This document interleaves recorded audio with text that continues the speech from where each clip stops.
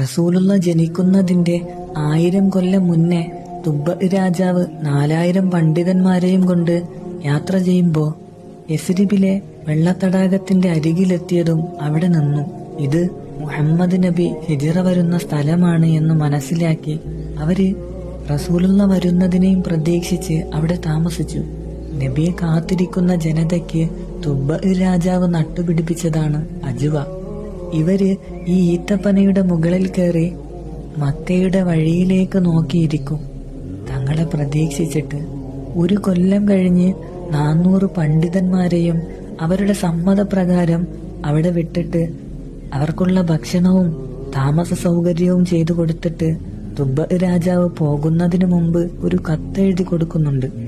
യാ റസൂലല്ലാഹ്, അങ്ങയിൽ ഞാൻ വിശ്വസിച്ചിട്ടുണ്ട്, അങ്ങയുടെ കിതാബിലും ഞാൻ വിശ്വസിച്ചിട്ടുണ്ട്, അങ്ങയുടെ കാലം വരെ